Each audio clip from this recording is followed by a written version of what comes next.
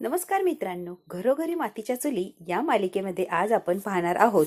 ऐश्वर्या आणि जानकी आता बोलत असतात आणि ऐश्वर्याचा एकच प्रश्न असतो की राहुल आणि शर्वरीचं लग्न लावून द्यायचं एवढा मोठा निर्णय तू का घेताय जानकी? कळतंय का जानकी तू काय विचार करते आणि काय निर्णय घेतीये? आता ऐश्वर्याला शर्वरीचा राग येतो हे आपल्याला माहितीये. त्याच जानकीने त्या राहुलला घरात आणलेलं असतं आणि दोघांचं लग्न लावून द्यायचं इतका मोठा निर्णय घेतलेला असतो. ऐश्वर्याला अजिबात मान्य नसतं. की म्हणते, हो बरं झालं तुला कळलं, ते नाहीतरी कळणारच होतं, मी त्यांचं लग्न लावून देते. काय म्हणते जानकी, तू बरी का ग? तू काय करतेस? तुला तरी कळतंय का? हो, मी आईंशी त्याच संदर्भात बोलायला चालली होती, दुसरं काय नाही. आईंची एकदा परमिशन मिळाली की मग काय लगेच लग्नाचं मुहूर्त वगैरे. ऐश्वर्या आता अजून चिड आलेली असते की ही जानकी खरंच डोक्यावर पडली की काय ना. जानकी सगळं काही इमोशनल होऊन करतीये. तू प्रॅक्टिकली कसलाच विचार करत नाहीये, फक्त इमोशनलीच विचार करतीये. ऐश्वर्या, तुला कळतंय का? पण किंतु परंतु किती दिवस करत राहणार आहोत? काहीतरी सोक्ष काहीतरी थेट हा गाठलाच पाहिजे ना. किती दिवस इकडे तिकडे इकडे तिकडे राहणार आहोत? काहीतरी सोक्ष एक घाव दोन तुकडे हे झालेच पाहिजे. एक त्या दोघांना कायमचं वेगळं करणं किंवा कायमचं एकत्र करणं, म्हणजे लोकांची तोंड मर्री होतील. कळतंय का? लोकांची तोंड आहे ना ती कायमची बंद होतील. राहुल आणि शर्वरी वंशांचं एकमेकांवर प्रेम आहे, तुला माहितीये. आज नव्हतं ते लग्न करणारच आहे ना ऐश्वर्या, मग आपण उशीर करण्यात आणि उगाच गोष्टी वाढवण्यात काय अर्थ आहे? ऐश्वर्याला काय सांगायचं हे जानकीपर्यंत पोहोचतच नसतं. जानकीचं वेगळंच काहीतरी चाललंय आणि ऐश्वर्याला काहीतरी वेगळं सुचवायचंय. आता रडत कुडत आयुष्य घालण्यापेक्षा लग्न लावून दिलं तर काय वाईट आहे? संसाराला लागतील, एकमेकांना जाणून घेतील, सुखाने राहतील की. लग्न लावून दिलं नाही तर ते चोरून चोरून चोरून भेटणार, मग लोकांच्या नजरेत येणार. मग काय लोक परत नको नको त्या गोष्टी करायला लागतील आणि नको नको त्या गोष्टी केल्या की सौमित्र आणि ऋषिकेश जाणार आणि परत त्याला बेदम मारणार. हे असंच चक्र चालू ठेवायचंय का? कारण ते एकमेकांना भेटण्यापासून थांबवू शकत नाहीये. ते सारखे सारखे भेटणार म्हणजे भेटणारच. आपण कितीही मारा किंवा कितीही बंधनं घाला, ते तेवढ्याच याने भेटणार म्हणजे भेटणार. तुला सांगते, कशाला रोजची कटकट आणि रोजची भांडणं, त्यापेक्षा होऊ दे की लग्न. मी म्हटलं आपल्या डोळ्यांच्या समोर लग्न लावून देऊया, टेन्शनच नको ना. अगं ही रोजची कटकट रोजची धाकधूक काहीच राहणार नाही ऐश्वर्या, तू समजून घे प्लीज. आणि तसंही ऐश्वर्या, मी जे काही करतेय ते योग्यच करतेय. Try to understand. मी चुकीचं काही एक करत नाहीये, तू विश्वास ठेव ऐश्वर्या. आणखी अगदी स्पीडमध्ये परत चाललेली असते. आईंशी जरा बोलायचंय लग्नाविषयी. आईने एकदा परमिशन दिली की मग काय कामच झालं. जानकी जरा ऐकतीस का ग? प्लीज जानकी जरा ऐक. ती म्हणते, नाही मला वेळच नाहीये. पटापट सगळ्यांची मतं जाणून घ्यायची आणि पटापट निर्णय घेऊन मला मोकळं व्हायचंय. आता मला ही भिजत घोंगडं ठेवायचं नाहीये आणि खूप दिवस हे विषय सुद्धा लांबवायचा नाहीये. तर या खूप समजून सांगण्याचा प्रयत्न करते, हजार वेळेला हिला थांबवण्याचा प्रयत्न करते, पण नाही, जानकीला थांबायचं नसतं. ते आता स्पष्टच बोलते, मला डाऊट आहे, दोघांचा प्लॅन आहे, जे काय करताय ते सगळं ठरवून करताय ते. तुझ्याकडून किंवा घरच्या लोकांकडून सिंपती मिळवण्यासाठी सगळा त्यांनी आखलेला डाव आहे हा. आणि त्यांच्या डावात तू बरोबर बरोबर अडकत चालली आहे जानकी. तुला कळतंय का काय चाललंय आणि काय नाही? ऐश्वर्या, तू काय बोलते? तुला तरी कळतंय ग? ऐश्वर्या म्हणते, हो मला माझं कळतंय, तुला कळत नाहीये. तू काय वागते या वेळेला? जे तू वागायला नकोय तेच तू वागते. तुला कळतंय का? प्लॅन बीन ही कोणती भाषा आहे? ते कशाला प्लॅन बीन करायला लागले? आणि प्लॅनसाठी मार खाईल का एवढा राहुल? काय बेदम मारलाय त्याला. तुला कळतंय का ऐश्वर्या? तू किती काही म्हण, ते दोघं मिळून प्लॅन करताय जबरदस्त आणि बरोबर तुझ्याकडून त्यांचं लग्न लावून घेताय. पैसा मिळणार, दोघांना लग्नही करता येणार आणि विक्रांचा खून केलाय ते प्रकरण सुद्धा दाबलं जाणार. ऐश्वर्या खूप हुशार असते आणि ऐश्वर्या जानकीला बरोबर सत्य काय हे दाखवून देण्याचा प्रयत्न करत असते. जानकी आता त्यांच्या प्रेमापोटी आंधळी झालेली असते. तिला काहीही दिसत नसतं, फक्त त्यांचं लग्न लावून देणं बस एवढंच जानकीला दिसत असतं. तुझ्या म्हणण्यानुसार जर विचार केला तर ठीक आहे ना, प्लॅन असेलही, पण लग्न लावून देतोय ऐश्वर्या. तुला कळतंय का? लग्न लावून देणं ही छोटी गोष्ट नाहीये, रिस्क आहे.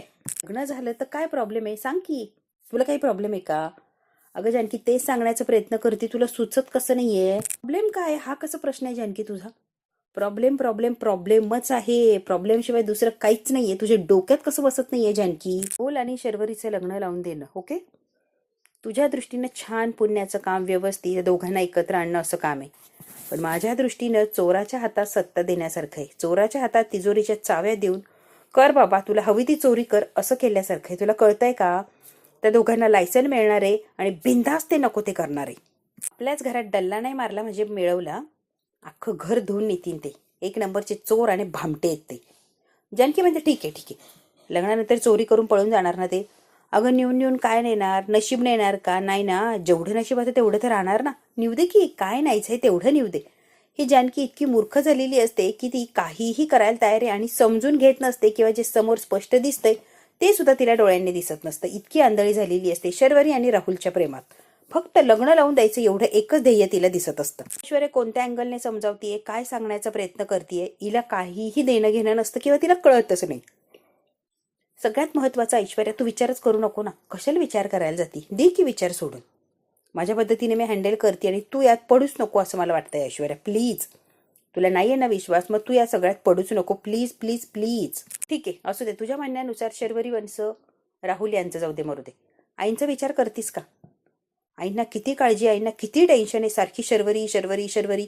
आईंच्या डोक्यात तो विक्रांत गेल्यापासून सारखी शर्वरीच आहे. तिचं काय होणार, तिचं आयुष्य काय, तिचं भवितव्य काय, एवढा आणि एवढाच विचार फक्त चाललेला असतो. त्याच्याने त्यांचं दुखणंही बरं होत नाहीये, त्यांची तब्येतही सुधारत नाहीये आणि काहीही नाही. ते फक्त दुःखी आणि नाराजच राहतात. अगं त्यांना बरं वाटावं म्हणून तरी लग्न लावू दे. एका आईला आपल्या मुलीचा संसार परत नव्याने उभा राहतोय, याचं सुख मिळेल, याचं समाधान मिळेल आणि ती जरा रिलॅक्स होईल. कळतंय का तुला? तब्येतीत जरा सुधारणा होईल आईच्या, यासाठी तरी करूया आपण. त्यांच्या बाबतीत किती सेन्सिटिव्ह आहे माहिती आहे तुला. फुल उचलायला काय हरकत आहे? त्यांना जर बरं वाटत असेल, त्यांना जर समाधान मिळणार असेल, त्यांच्या पुढे जर संसार उभा राहिला नाही, तर आपण करायला काहीच हरकत नाही. ऐश्वर्या प्लीज तू जरा शांत बस ना. मला सगळं मान्य आहे, पण तू ऐकून घे ना, मी काय सांगण्याचा प्रयत्न करते, माझा मुद्दा काय हे तरी तुला कळतंय का? आता तेवढ्यात यांच्या दोघींची चर्चा चालली, तेवढ्यात काय ऋषिकेश आलेला असतो. जानकी, तू आईशी बोलणार होती, काय झालं त्याचं? बोललीस का तू? आले होते मी. ऐश्वर्या म्हटली की थांब 2 मिनिटं, मला बोलायचंय. ऐश्वर्याचं असं म्हणणं आहे की राहुल आणि शर्वरीचं लग्न लावून द्यायला नको, ते फ्रॉड आहेत आणि ते पळून जातील. तिला आवडतच नाहीये की राहुल आणि शर्वरीचं लग्न होतंय किंवा मी लग्न लावून देते, ही गोष्ट ऐश्वर्याला पटत नाहीये. अजूनही शर्वरी आणि राहुलवरीचा विश्वास नाहीये. ही त्यांना फ्रॉड आणि चोरस समजतीये. आता तुम्हीच सांगा ऋषिकेश, मी तरी काय करू? हिला इतक्या वेळची समजावतीये, पण हिला काही समजून घ्यायचं नाहीच आहे. हिचं आपलं काहीतरी वेगळंच चाललंय. आता ऋषिकेश, काहीतरी म्हणणं आहे. ऋषिकेश, काय म्हणणं आहे?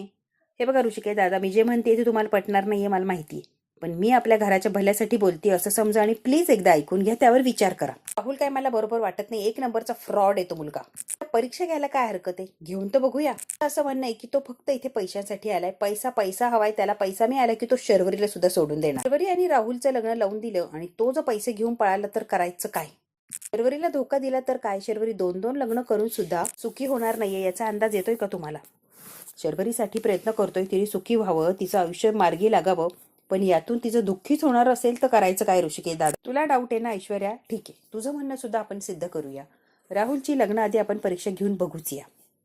असा काय डाव रचू, असा काय साबळा टाकू की राहुल त्यात अडकतो की काय आपल्याला कळेल. मग दूध का दूध, पाणी का पाणी होऊन जाणारच. राहुल दोषी आहे की निर्दोषी हे समोर येणारच. तुझ्या म्हणण्यानुसार राहुलची मी परीक्षा घेणार आणि त्याला जाळ्यात अडकवण्याचा प्रयत्न करणार.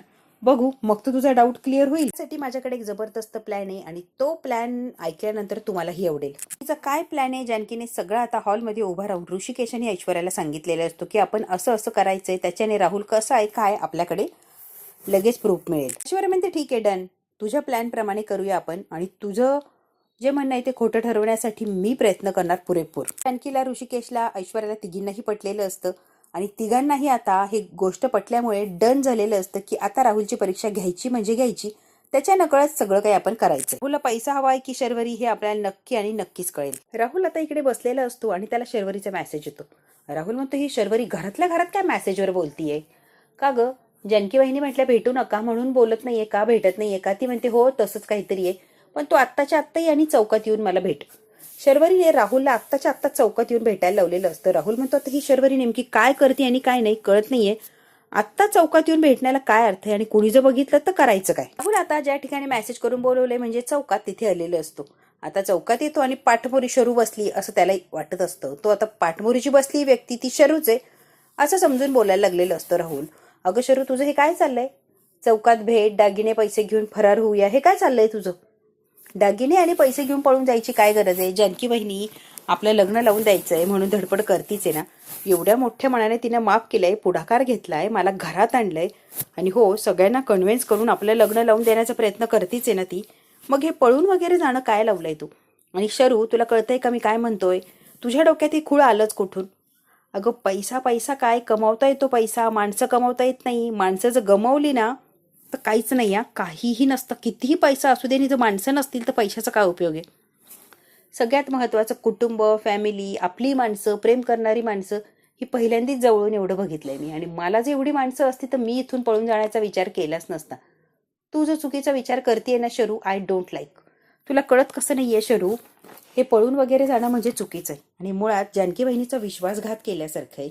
ती एवढं प्रेम करते, एवढा विश्वासाने तुला इथे आणलंय, सगळ्यांचा विरोध पत्करून आता आपलं लग्न लावून द्यायचं बघतीये. तर तुझं काय चाललंय हे दागिने पैसे घेऊन पळून जायचं? मला तुझा निर्णय अजिबात मान्य नाहीये. शर्वरी, अगं तुझ्याशी बोलतोय मी, तुला कळतंय का? ती आपलं लग्न लावून देणार आहे ना, होतंय ना सगळं व्यवस्थित? अगं माणसं कमवणं सुद्धा महत्वाचं आहे. आणि तुझ्या आजूबाजूला इतकी प्रेम करणारी, इतकी चांगली माणसं आहे तुझी, तुला त्यांची किंमत कदर काय येत नाहीये? तुला कळत कसं नाहीये शरू? तू चुकीचं पाऊल उचलतीये. घरातून पळून जाणं म्हणजे हा चुकीचा निर्णय. आणि घरातून पळून जर गेलं तर त्या लोकांचा विश्वासघात होणार.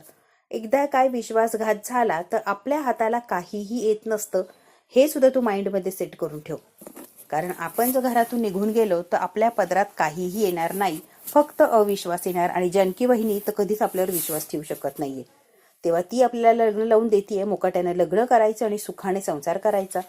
पैसा दागिने वगैरे आपल्याला काहीही नकोय.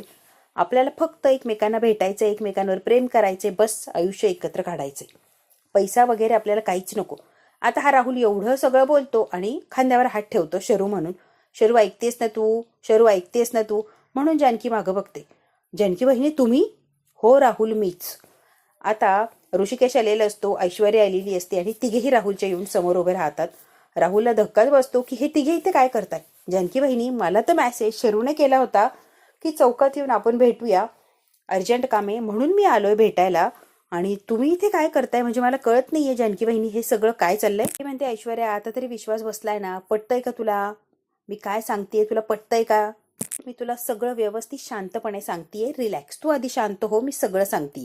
तुला भेटायचा मेसेज शर्वरी बन्सलने नाही तर मीच तुला केला होता. मेसेज तर शर्वरीच्या मोबाईलवरून आला होता. हो, लगेच जानकी फोन लावते आणि राहुलला शर्वरीच्या बरोबर फोन पडतो. वहिनी, हा काय प्रकारे मला कळत नाहीये, माझा गोंधळ उडून गेलाय, म्हणजे मला काही सुचत नाहीये, थोडक्यात मी घाबरलोय वहिनी.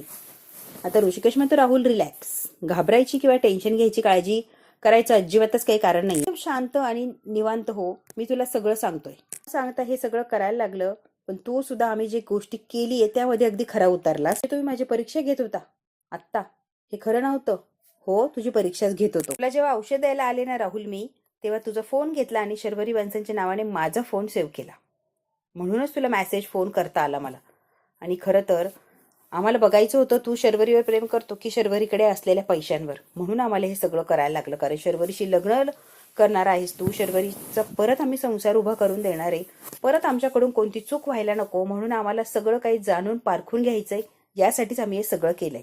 की म्हणते कसं आहे ना, पूर्वी नंबर 5 असायचे, पण आता तसं नाहीये, नंबर सेव्ह असतो. त्यामुळे नंबर म्हणजे नाव आलं की आपण नंबरशी काही देणं घेणं नाही, नाव आलं की लगेच ती व्यक्ती म्हणून आपण बोलायला सुरुवात करतो. तुला मेसेज करायचं ठरवलं, भेटायचं ठरवलं, आणि हा सगळा प्लॅन आम्ही मुद्दाम आखला होता. एक्झॅक्टली तू शरूवर प्रेम करतो की तिच्या पैशांवर? तुला सगळं सांगते, मला खरंच माफ कर. न विचारता, न काही विचार करता मी सगळं काही हे केलंय, पण प्लीज माझी सुद्धा खात्री पटावी असं मला वाटत होतं. न विचारता फोनला हात लावला, I am really really sorry. Rishikesh म्हणतो, हे बघ, आम्ही तुझ्यावर अविश्वास दाखवतोय असं काही समजू नको. आमची खात्री, आमची जबाबदारी येते आणि आम्ही पडताळून बघतोय. शर्वरीचे लग्न लावून द्यायचंय आणि तू कसं आहेस हे आम्हाला आधी जाणून घ्यायचंय, त्यामुळे आम्ही हे सगळं केलं. प्लीज गैरसमज करू नको कोणत्याच बाबतीत. काय ना, शरूच्या आयुष्याचा प्रश्न आहे. तुझी परीक्षा घेत होतो त्यामुळे खरंच खरंच सॉरी. परीक्षेत तू पास झालाय त्यामुळे आता डोंट वरी, रिलॅक्स. तुझं आणि शरूचं लग्न होणार म्हणजे होणार, अगदी बिनधास्त. ऐश्वर्याला अजून सुद्धा विश्वास नसतो, तिला माहिती हे लोक इथपर्यंत सुद्धा नाटक करू शकताय. ऐश्वर्याला अजिबात काही फरक पडलेला नसतो. जानकी मग ते फक्त पास नाही झालाय, 1 नंबरने तू आलायत, चांगलेच मार्क मिळाले, A1 मिळालंय तुला. खरंच चांगला माणूस आहे की नाही हे कन्फर्म करणं खूप गरजेचं होतं. की पैशांसाठी तिच्या माघारी आला ह्याची खात्री मला एक भाऊ म्हणून, मोठा भाऊ म्हणून करून घ्यायची, त्यांनी ती झाली आहे राहुल माझी. राहुल समजून घे please, don't worry, I can understand. Thanks and sorry. मी मारलं त्याबद्दल खरंच खरंच एक्स्ट्रीमली सॉरी राहुल. आपल्याला जे काही झालं ते शरूला सांगू नको प्लीज, तिला वाईट वाटेल. म्हणून ठीक आहे, मी नाही सांगणार आहे शरूला काही, तुम्ही अजिबात काळजी करू नका. राहुल आता निघून गेलेला असतो.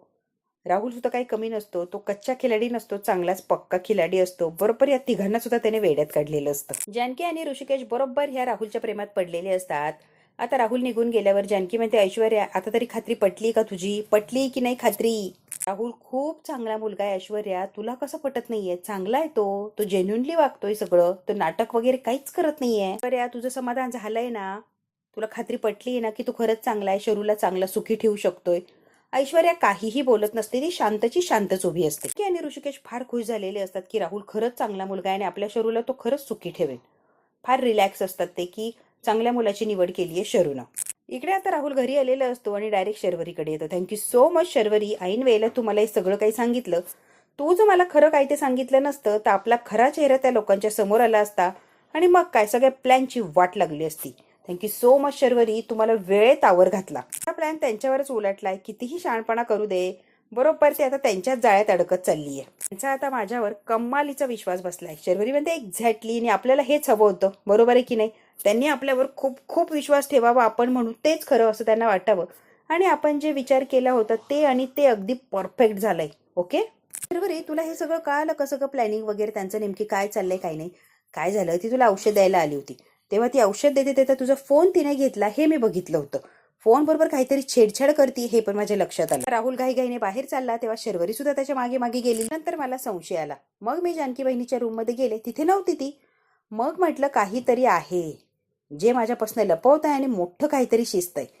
मग मला डाऊट हा क्लिअर झाला की हे फसवताय तुला. कुठे आहेस रे आणि तू कुठे चाललाय? कुठे चाललाय म्हणजे काय? तूच बोलवलंय ना चौकात भेटायला, म्हणून चौकात चाललोय. दागिने आणि पैसे घेऊन वाट बघते असं मेसेज केलाय ना तू, मग मी चौकात तुलाच भेटायला आलोय. का चाललोय आपण पळून म्हणून? तुला मेसेज केला राहुल, मी काही नाही मेसेज वगैरे केला आणि मी घरातच आहे, मी कुठेच गेली नाहीये चौकात वगैरे. राहुल, मी मेसेज वगैरे केलेला नाहीये, याच्यात अर्थ आपला काही प्लॅन आहे का हे चेक करण्यासाठी तुझी परीक्षा घेतली जातीये आणि म्हणूनच जाळं टाकले आणि तुला त्यात अडकवण्याचा प्रयत्न करताय. हे मेसेज वगैरे टाकून तुला बोलवताय. तू खरा आहे की खोटा हे जाणून घेण्याचा प्रयत्न होतोय. राहुल, तुला कळतंय का? जाळं विणलंय आपल्यासाठी, आता कोण अडकतं आणि कोण नाही हेच बघायचंय त्यांना, म्हणून त्यांनी तुला मुद्दामून चौकात बोलवलंय फोन करून. तेव्हा प्लीज प्लीज प्लीज काळजीपूर्वक सगळं हँडल कर. शर्वरीने बरोबर ऐन मोक्यावर या राहुलला सगळं सांगितलेलं असतं, त्यामुळे राहुल अगदी अलर्ट झालेला असतो. सगळ्या गोष्टी होता होता थोडक्यात राहिलेल्या असतात. की बहिणीने रचलेला सापळा आहे आणि त्यात तू बरोबर अडकणार हे तिला माहितीये, म्हणूनच तिने तुला माझ्या नावाने मेसेज करून बोलवलं असणार आहे. मी मेसेज वगैरे काहीच केलं नाहीये. जरा राहुल काळजी घे प्लीज. मग तो काय? येस, माझ्या सगळ्या गोष्टी लक्षात आल्यात. जानकी बहिणी सुद्धा घरात नाहीये आणि तुझा फोन तिने घेतला होता जेव्हा औषध द्यायला आली तेव्हा तुझा फोन तिने घेतला होता ते मी बघितलं होतं. त्यामुळे तिचं काहीतरी चाललंय हे माझ्या चांगलंच लक्षात आले. राहुल, प्लीज सगळं काळजीपूर्वक हँडल कर, खूप मोठा सापळा रचला जातोय. आता काय करायचं मला कळत नाही. खरंच मी ब्लँक झालोय. मी सांगते ना तसं करतो, तुला कळतंय का राहुल? अजिबात घाबरू नको, आधी तर तू रिलॅक्स हो. जसं शिकवती अगदी तसं आणि तसंच वाघ, सगळं क्लीन चिट होऊन जाणार. तिला कळू दे की उंदीर समजून वाघाला पकडण्याचा सापळा ती रचतीये, वाघ कधीच तिच्या जाळ्यात अडकणार नाही, तिलाही कळू दे की. राहुलने त्यानंतर मग काय बाजीच मारलेली असते. फार चांगला चांगला गुडगुड वागलेला असतो आणि जानकीच्या मनात त्याने घर केलेलंच असतं. आता इकडे शर्वरी म्हणत असते, राहुल एक नंबर वागलायस तू, जे काय वागलाय ना कमाल, काय वागलाय, ऑसम, म्हणजे आवडलंय मला. त्याच्याने सगळं आपलं काही जे आहे ना ते सगळं फिरूनच गेलंय बघ. कमाल कमाल. त्या लोकांचा इतका विश्वास बसलाय की ते चुकून सुद्धा आपल्यावर शंका घेणार. पुढे काय करायचं ते सुद्धा ठरवूया, म्हणजे परत कोणी आपल्याला असं जाळ्यात अडकवण्याचा प्रयत्न करूच शकत नाहीये. काय करायचंय हे शर्वरी आणि राहुलने आत्ताच ठरवून टाकलेलं असतं. यांना कितीही प्लॅन करू दे, आपण त्यात अडकायचं नाही म्हणजे नाही. इकडे आता जानकी ऋषिकेश असतात हॉलमध्ये. सारंग अवंतिकाला जानकी जोर जोरात आवाज देत असते, जरा खाली या. राहुल, घरातले सगळे ऑल लोक तिने बोलवलेले असतात. आता थोडक्यात मीटिंगच भरवलेली असते या जानकी. ऋषिकेश म्हणतो, आई मी आडेवेडे घेता अजिबात आडेवेडे घेणार नाही आणि डायरेक्ट सरळ काय ते मुद्द्याचं बोलून टाकणार आहे आणि तू सुद्धा समजून घे अशी माझी इच्छा आहे. ऋषिकेश म्हणतो, आपल्या सगळ्यांना माहिती आहे राहुल आणि शर्वरी एकमेकांवर खूप खूप प्रेम करतात, बरोबर ना? मग आता ते प्रेम करतात म्हटल्यावर त्यांना असं ठेवणं योग्य नाहीये. त्यांचे लग्न लावून देणं सगळ्यात बेस्ट पर्याय. लगेच सौमित्र म्हणतो, दादा थांब, हे लग्न वगैरे हा विचार करूच नको प्लीज. इथला विचार तू सांगितलाय ना तू, त्याच्या आधी हे विसरायला नको होतं तू की राहुलमुळे आपली बदनामी झालीये, त्याच्यामुळे आपण खूप काही सहन केलंय दादा. आता सौमित्र सांगत असतो की ती लग्नाचा विचार करतोय थेट, पण राहुलमुळे किती आणि काय काय बदनामी झाली तुझ्या डोक्यात येत नाहीये का? त्यामुळे अजून किती नुकसान करायचंय आणि काय काय सहन करायचंय. तू जरा इमोशनल न होता विचार करून प्रॅक्टिकल विचार केला तर बरं होईल दादा प्लीज. सौमित्राने ऐश्वर्यासारखाच विरोध दर्शवलेला असतो आणि लग्नाला डायरेक्ट नकार देतो. जानकी बहिणी त्याला या घरात घेऊन आलीच का, ही गोष्ट मला अजिबात आवडली नाहीये. ही जानकी बहिणी कधी कधी इतकी विचित्र वागते ना की बस, मला ही गोष्ट अजिबात आणि अजिबात आवडलेली नाहीये. पण ही जानकी बहिणीला कोण सांगणार किंवा तिला कशी समजणार? मला आहे ना दादा कधी कधी या जानकी बहिणीचं वागणं अजिबात आवडत नाहीये. कशासाठी आणलंय तिने याला? ऋषिकेश म्हणतो, सौमित्र 2 मिनिटं रागावरून माझं शांतपणे ऐकून घेतलं तर बरं होईल.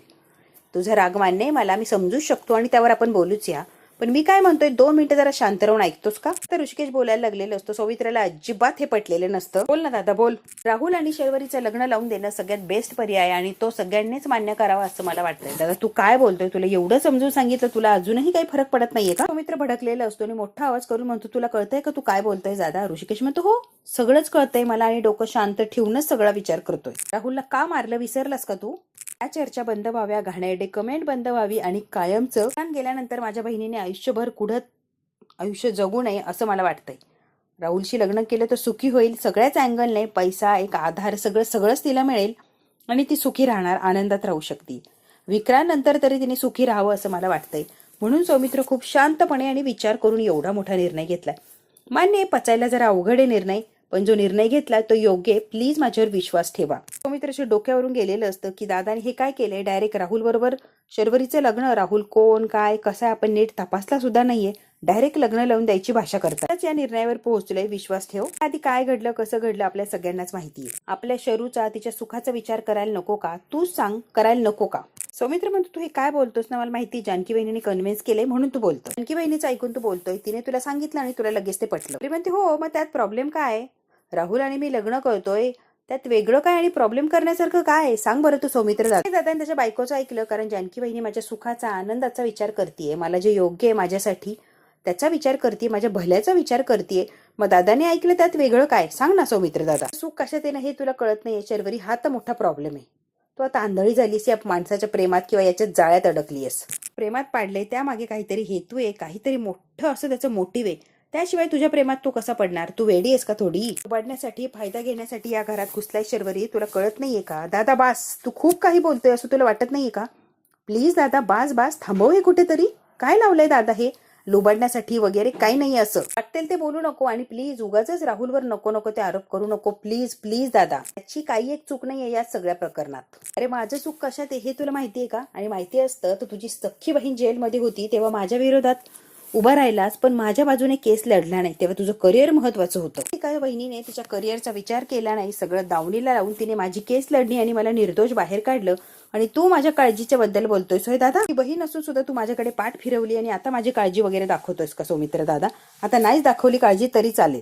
आता शर्वरी रडत असते, ड्रामा करत असते, इमोशनल ब्लॅकमेल करण्याचा प्रयत्न करत असते. एक नंबरचा स्वार्थी निघालास रे. जेव्हा वेळ आली तेव्हा पाठ फिरवली आणि आता वेळ संपली तर माझी काळजी दाखवतोयस. इतका कसा स्वार्थी निघालास रे दादा? आता शरू म्हणून तिच्यावर हात उचललेला असतो आणि आता तिला मारणार तेच स्वतःला आवरलेलं असतं सौमित्राने. तेच राहुल जातो आणि समोरून सौमित्रचा हात पकडतो की तिला मारायचा अधिकार नाहीये. आता राहुल प्रेमच तेवढं करत असतो की शरूवर याने हात उचलला की लगेच जाऊन त्याने सौमित्राचा हात पकडलेला असतो एवढ्यांच्या देखत. सौमित्र म्हणतो, माझा हात धरायची हिंमत कशी झाली रे? तू शर्वरीवर हात उचलतोय म्हणून मी तुझा हात पकडलाय. राहुल सुद्धा कमी नसतो, ती माझी बहीण आहे आणि तुझा काय संबंध आहे रे मध्ये करायचा? त्या माणसाने इथे येऊन मध्ये बोलायचं नाहीये, तुमचा काही एक संबंध नाहीये. तुला आधार दिलाय तर जानकी बहिणीने. ही नसेल ती पण माझं सर्वस्व आहे. तिला मारलेलं, तिला दुःखी केलेलं मला चालणार नाही, आत्ताच सांगतोय सौमित्र. वर हात उचलायचा नाही, तुला पहिलं आणि शेवटचं सांगतोय मी. म्हणतो मी विसरून जाई ना तू शर्वरीचा भाऊ आहे? तो म्हणतो हो आहे की तिचा भाऊ, कसा विसरशील तू? फुलचं आणि सौमित्रचं भांडण चांगलं सुरू झालेलं असतं. माझं तिच्याशी काहीतरी नातं आहे, तुझं काय नातं आहे आणि काय संबंध आहे रे मध्ये बोलण्याचा? होणारा नवरा आहे मी, हेच नातं आहे आमचं. होणारा नवरा आहे, झाला नाही त्यामुळे गप्प राहायचा, शहाणपणा करायचा नाही. तर इतका चिडलेला असतो आणि राहुल अगदी तुटून पडलेला असतो, इतका त्याला बोलत असतो, इतका रागराग करत असतो राहुलचा. राहुल सुद्धा कमी नसतो. सौमित्राच्या घरात उभा राहून सौमित्रालाच प्रत्येक प्रश्नाला उत्तर देत असतो. तरी आता रडत असते आणि समोर जे चाललंय त्याने सगळ्यांचंच टेन्शन वाढलेलं असतं की हे काय चाललंय. शांतपणे प्रॉब्लेम सॉल्व्ह करण्यासाठी आपण इथे जमलो आणि हे काय सौमित्र आणि राहुलचं भांडण मध्येच उभा राहिलंय आणि ऑलरेडी आपलं मांडलंय. तिचा नवरा नाही झालो तरी लवकरच होणार आहे एवढी खात्री आहे मला. पुन्हा बघणं बंद करा राहुल. मित्र म्हणतो असं कधीच होणार नाहीये. ठरवू नकोस सौमित्र काय होणार आणि काय नाही. गाठ देवाने बांधली, त्यांना एक ना एक दिवस एकत्र यावंच लागतं. एकत्र येण्यापासून कुणीच अडवू शकत नाही. सौमित्र म्हणतो हो का? जानकी म्हणते राहुल प्लीज शांत बस ना. की म्हणते राहुल प्लीज जरा शांत हो. सौमित्र भाऊजी चिडले, तू जरा शांत राहा. म्हणतो सौमित्र प्लीज तुझा राग आवर जरा प्लीज. दादा तू मला शांत राहायला सांगू नकोस, आधीच माझं डोकं फिरलंय. बाहेरच्या माणसाची माझ्या घरात येऊन मला शहाणपणा शिकवायची हिंमत झाली आहे ना, हे मला आवडलेलं नाही. मग स्वतःच्या बहिणीवर हात उचलण्याची हिंमत तुझी कशी झाली रे सौमित्र? भांडण यांचं सुरू झालेलं असतं, काय थांबायचं नाव घेत. म्हणतो खूप बोललासा राहुल. राहुल म्हणतो काय करशील रे? इतके वाद झालेले असतात की आता हे वाद थांबवणं अशक्य झालेलं असतं. आता डोक्यावरनं पाणी गेलेलं असतं. हे चाललंय तरी काय? तर राहुल इतक्या शेवटच्या स्टेपला जाऊन भांडण करत असतात की या सगळ्यांची डोकी बंद पडलेली असतात. काय करावं आणि काही नाही यांना काही सुचत नसतं. आणि सगळ्यात महत्वाचं, सौमित्र काय माघार घ्यायला तयार नसतो. तिने तर कानच बंद केलेले असतात. इतका आरडाओरडा सुरू झालेला, मारामारी करायला ते लागलेले असतात, एकमेकांच्या अंगावर धावून जात असतात.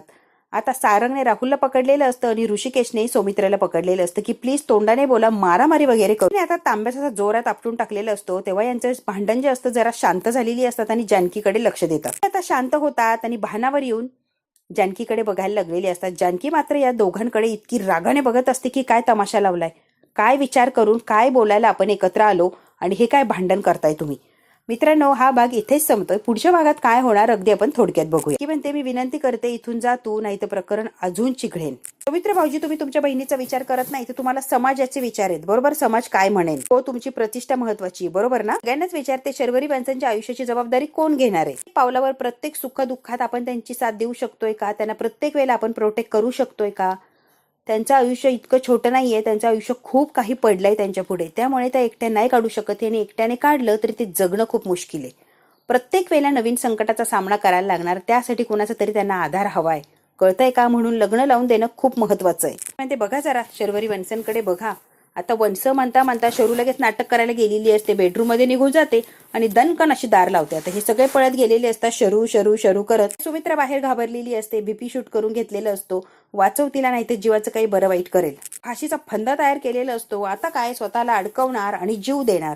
तोपर्यंत ऋषिकेशने दार तोडलेलं. दार तोडून आतमध्ये जातो. समोर जे बघतो त्याच्याने ऋषिकेशला धक्का बसलेला असतो. बघू आता मित्रांनो, ऋषिकेश समोर असं काय बघतो की त्याला जबरदस्त असा धक्का बसलेला असतो. हा भाग इथेच संपतोय. काय होणार नेमकी ते बघायचं असेल तर बघायला लागणार आहे आपल्याला पुढचा भाग. व्हिडिओ आवडल्यास लाईक, शेअर, सबस्क्राईब नक्की करा. धन्यवाद मित्रांनो.